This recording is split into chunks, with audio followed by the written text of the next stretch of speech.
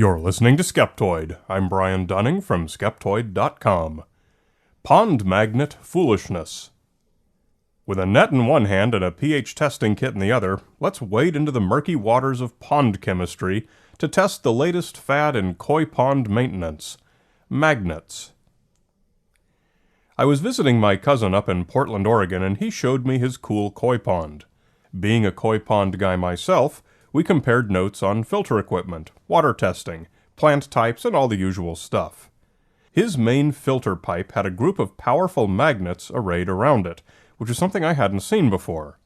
I'm no super expert on ponds, so I guessed that maybe it was doing something useful, like grabbing out metal filings from the pump. I asked him what the magnets were for, and he wasn't sure, but it was something to do with water chemistry. Right away, my radar went up.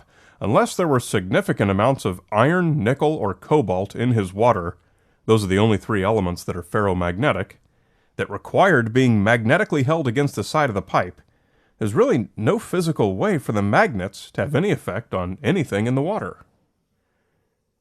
My cousin's friend at the pond store had recommended that he install the magnets, and he'd followed her expert recommendation. After all, he had no reason to doubt her suggestions. At my urging, he called her up to ask what the heck the magnets were supposed to do. She hemmed and hawed and said something about water clarity or chemistry or algae, and finally confessed she had no idea, that it was just a standard thing that a lot of pond owners do. The magnets were pretty expensive, so it wasn't surprising that a pond store would push them. So I turned to the internet, as I often do in times of need. It didn't take much searching to find the standard claim about magnets and ponds, and it has to do with algae growth. The claim is that magnets, mounted in line along any of the pipes, improve water clarity by altering iron alignment in free-floating algae, thus inhibiting photosynthesis. I also found one or two references to reducing limescale buildup inside the pipes, but since this claim didn't even pretend to suggest a mechanism that might produce this effect, I discounted it. Limescale is calcium carbonate. It contains none of the three ferromagnetic elements, and is thus completely unaffected by magnets. That claim pretty much busts itself, no help from me needed. So what about this reduction of algae? The claim is that the algae will be reduced because its photosynthesis will be inhibited, due to the realignment of its iron.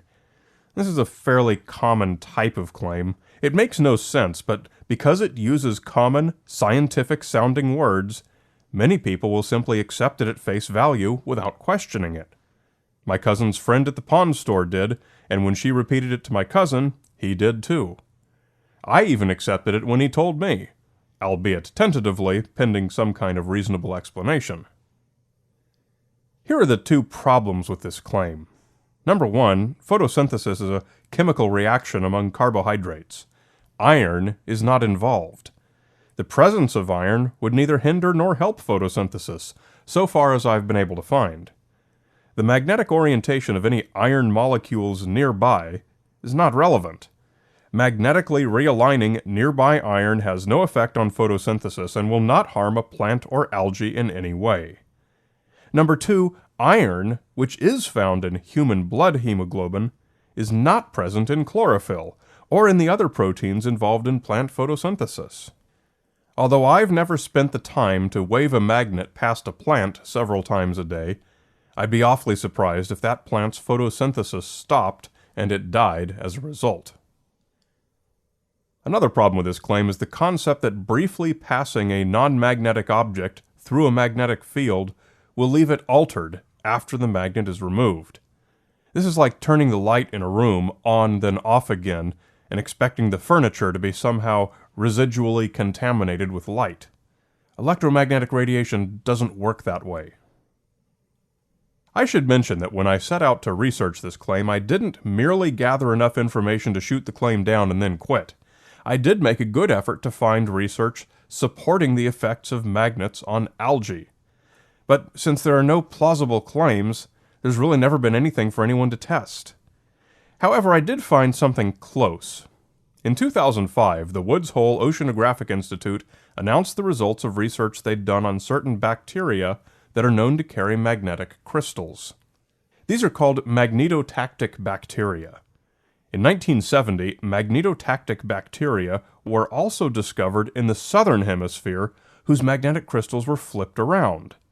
The purpose of these tiny internal compasses has never been known, but since the 1970 discovery, the working hypothesis has been that they use the compasses to help navigate either up or down to find water with the best oxygen concentration. This would be consistent with the need for the polarity to be reversed in the southern hemisphere. But alas for the pond magnet manufacturers, Woods Hole's research found that north polarity and south polarity bacteria are both found intermixed in both hemispheres, and also that there are numerous individuals who lack the crystals completely. All three types of bacteria navigate equally well to the water depths with the most desirable oxygen levels. The conclusion of the research is that the purpose of the magnetic crystals remains unknown, but it's clear that its reversal or even its total lack makes no difference to the health or life cycle of the bacteria.